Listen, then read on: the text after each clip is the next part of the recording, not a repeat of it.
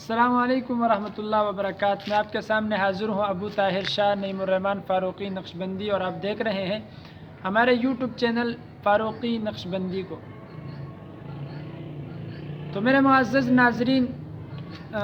کچھ دنوں قبل میں نے جو عملیات کے حوالے سے ویڈیو اپلوڈ کی تھی اور عاملین حضرات کے حوالے سے، تو بہت سارے ساتھیوں نے سوال بھی کیا، اعتراض بھی کیا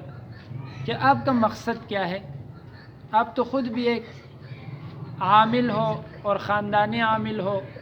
اور عملیات کے فیلڈ سے جو ہے وابستہ ہو، تو پھر اس طریقے سے گفتگو کرنا یا عاملین کے خلاف زبان چلانا یا ایک تحریک چلانا، آخر آپ کا مقصد کیا ہے؟ تو آج میں یہ عاملین حضرات اور باقی اپنے ناظرین اور جہاں جہاں میرے بھائی بزرگ ہیں، نوجوان ہیں، یعنی جو بھی میری گفتگو سنتے ہیں یا ان تک یہ پہنچ جاتی ہے یا آئندہ پہنچے گی، تو میں سب کو جو ہے یہ پیغام اور یہ میسیج دینا چاہتا ہوں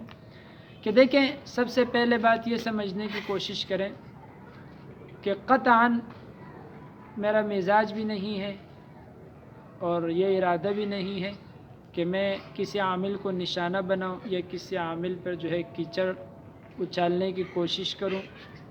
یا کسی پر تنقید کروں یا کسی پر اعتراض کروں،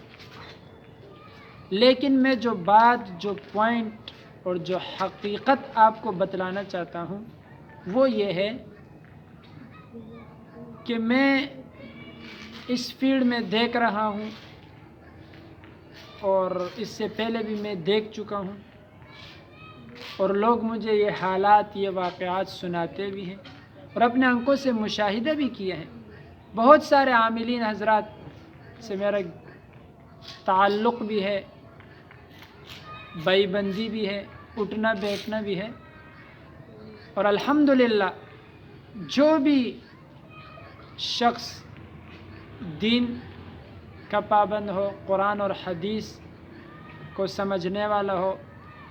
اور سنت پر چلنے والا ہو، سنت کی پابندی کرنے والا ہو،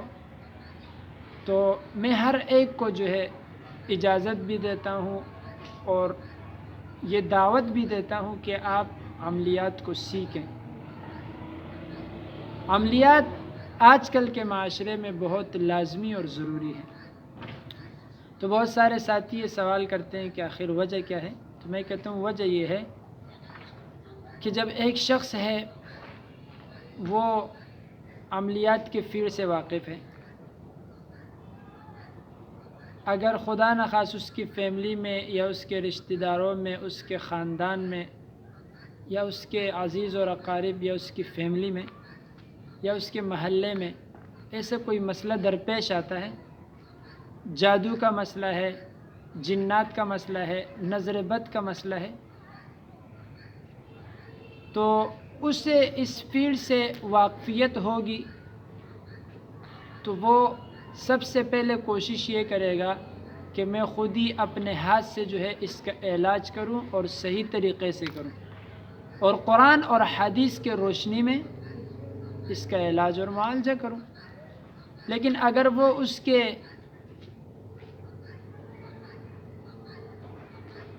دماغ میں یا اس کے بس میں نہیں ہو، یعنی مثال کے طور پر اس کے دماغ میں اس کا علاج سمجھ میں نہیں آ رہا ہو یا اس کے بس کی بات نہ ہو، یعنی اس سے علاج نہیں ہو رہا ہو، وہ معزول ہو جائے، تو پھر وہ کسی غلط عقائد، غلط عقیدے والے آدمی کے ہاتھ پر نہیں پڑے گا، کیونکہ اسے اس فیلڈ کی حقیقت کا پتہ ہوگا، اس کی اصلیت کا پتہ ہوگا، تو پھر وہ کسی غلط عامل کے ہاتھ پر نہیں لگے گا، وہ کسی صحیح بندے سے رجوع کرے گا، صحیح عقیدے کے بندے سے رجوع کرے گا، اس سے مشورہ لے گا، تو اس مشورے کی وجہ سے اس کے جو مریض ہے اس کا علاج بھی ہوگا اور عقیدہ بھی بچ جائے گا، وقت بھی بچ جائے گا اور پیسہ بھی خراب نہیں ہوگا۔ تیسرے نمبر پر اس بات کو سمجھنے کی کوشش کریں۔ میں اکثر اپنے دوستوں کو کہتا بھی ہوں اور جن کو عملیات کی اجازت دیتا ہوں یا وظائف دیتا ہوں کہ یہ وظائف کریں، اس کے بعد آپ یہ علاج کر سکتے ہیں، تو ان سے بھی کہتا ہوں کہ سب سے پہلے نمبر پر آپ اسے کاروبار نہ بنائیں، دوسرے نمبر پر آپ لوگوں کے جذبات سے نہ کھیلیں، تیسرے نمبر پر آپ کسی کی پریشانی سے غلط فائدہ نہ اٹھائیں۔ اور جو ساتھی یہ کام کرتے ہیں ان سے بھی میری یہ التماس اور گزارش ہوتی ہے، اور جو بھی عملیات کا شوقین ہو وہ اس میدان میں قدم رکھیں، لیکن اس کے ساتھ ساتھ وہ تصوف کے ساتھ بھی اپنی نسبت جوڑیں اور تصوف کے ساتھ اپنا تعلق اور ربط لازمی رکھیں، کیونکہ میں اکثر کہا کرتا ہوں یہ بہت باریک اور بدنام زمانہ فیلڈ ہے۔ اس کے اندر جب انسان قدم رکھتا ہے تو طرح طرح کی مشکلات، آزمائش اور امتحانات اور شیطانی وسوسے یہ اس کے سامنے آتے ہیں۔ اب ضروری اور لازمی ہے کہ آپ سیکھیں، اس میدان میں آئیں، لیکن صحیح طریقے سے قرآن اور حدیث کی روشنی میں آپ پراپر طریقے سے علاج کریں، کسی کے جذبات سے نہ کھیلیں، کسی کے مجبوری سے غلط فائدہ نہ اٹھائیں، اسے کاروبار نہ بنائیں اور غلط ڈیمانڈ نہ رکھیں۔ جیسے میں نے ایک ویڈیو میں کہا تھا کہ عاملین حضرات جب آپ کا علاج کرتے ہیں تو وہ کہتے ہیں کہ ہرن کا چمڑا لے کے آؤ، وہ کہتے ہیں قبر کی مٹی لے کے آؤ، وہ کہتے ہیں کسی شیر یا کسی چیتے کے جو ہے آپ گردن سے بال اتار کے لاؤ، الو کا خون لے کے آؤ، کسی مردے کے کفن سے جو ہے آپ ٹکڑا کاٹ کے لاؤ۔ او بھائی یہ کون سی کتابوں میں آیا ہے؟ یہ کہاں پر ہے؟ کون سے عامل نے آپ کو سکھا دی؟ ہمارے مذہب میں تو یہ چیزیں میں نے کہیں نہیں پڑھی۔ میرے والد محترم مرحوم رحمۃ اللہ علیہ، انہوں نے جب مجھے اپنے وظائف دیے ہیں یا جب میں ان کے گدی نشین بنا ہوں، اور میرے دادا ابو، ان کا وقت تو مجھے یاد نہیں، لیکن اس وقت سے لے کر آج 2021 تک میں نے تو کہیں پر پڑھا بھی نہیں ہے۔ اگر میں نے مدرسے میں 8-10 سال گزارے ہیں تو یہ چیزیں تو میں نے کہیں بھی نوٹ نہیں کیے، لیکن آج کل جو ہم نے یہ طرح طرح کے شرائط لگائے ہیں، یہ پابندیاں لگائی ہے، یہ ڈیمانڈیں ہم رکھتے ہیں، اس چیز کے میں خلاف ہوں۔ میں آپ تمام حضرات سے، عاملین حضرات ہیں یا جو بندہ اس فیلڈ میں آنا چاہتا ہے، میں ان سے مودبانہ گزارش اور ریکویسٹ کرتا ہوں کہ ہم اپنے عقائد کو بھی سنبھالیں اور لوگوں کے عقائد کو بھی خراب نہ کریں، اور جو لوگ غلط عقیدے والے لوگوں کے پاس جاتے ہیں وہ شرک میں مبتلا کر دیتے ہیں، ہم ان کو بھی بچائیں، ہم ان کو بھی قریب کریں، ہم ان سے ڈیمانڈیں نہیں رکھیں۔ اللہ معاف کرے، ایسے لوگ مجھے حالات بیان کرتے ہیں، مجھے واٹس ایپ اور فون پر، اور کوئی سامنے سے مجھے آ کے جو ہے اپنی مجبوری بیان کرتا ہے کہ میں فلاں عامل کے پاس گیا،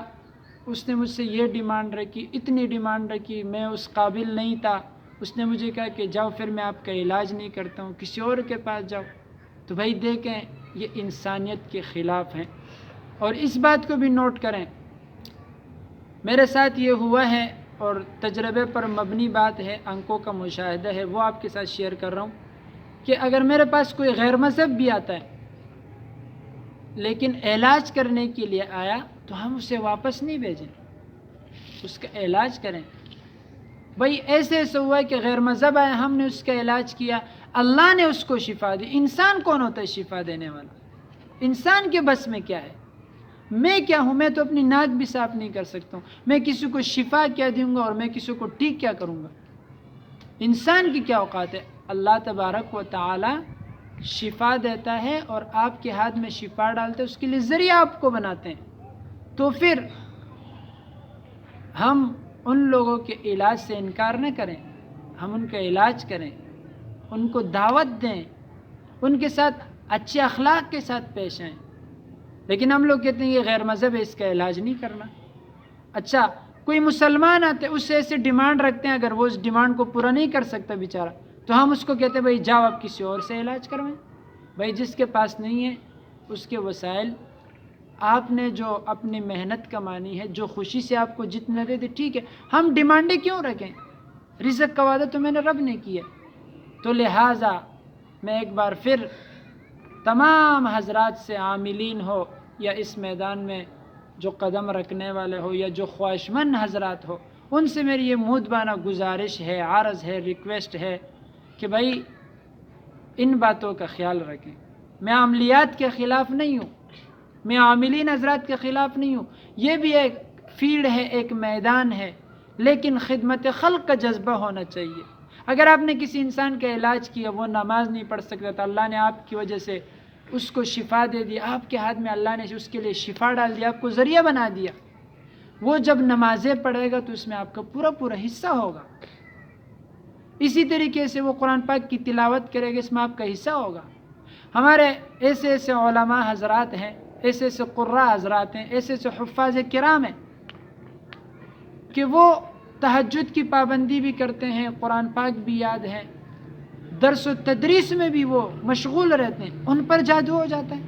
تو بھائی ان کا علاج عاملین کرتے ہیں، جب وہ دین کی اشاعت کو پھیلا رہے ہیں،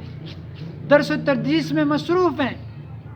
تو آپ نے ان کا جادو کا علاج کیا ہے، آپ کے ذریعے سے اللہ نے ان کو شفا دے دی، تو کیا اس میں ان کی عبادت میں آپ کے لیے حصہ نہیں ہوگا؟ ضرور بھی ضرور ہوگا۔ تو ہم اس مشن کو آگے بڑھائیں اور اسے کاروبار سمجھ کر نہ کریں، خدمت خلق کے جذبے سے کریں، لوگوں کے جذبات سے نہ کھیلیں، لوگوں کے احساسات سے نہ کھیلیں، ان کی پریشانی، ان کی مجبوری، ان کی درد دکھ اور تکلیف کو ہم اپنی پریشانی، اپنا درد دکھ اور اپنی تکلیف سمجھیں، تو انشاءاللہ اللہ تبارک و تعالی ضرور ضرور ان کو شفا دیں گے۔ اور ان کے لیے دعا بھی کریں، محنت اور کوشش بھی کریں ان کے علاج پر، اور اللہ سے مانگے بھی، اللہ اس بندے کو آپ نے شفا دینی ہے، آپ میرے پاس اس کو لانے والے ہو، آپ نے اس کے دل میں ارادہ ڈالا، یا اللہ ابھی شفا بھی آپ میرے ہاتھ میں اس کے لیے ڈال دیں، اس کو شفایاب کر دیں۔ تو قرآن اور حدیث کی روشنی میں میرے بھائیوں، اللہ ہمیں اس پر عمل کرنے کی توفیق عطا فرمائے۔ وآخر دعوانا الحمدللہ۔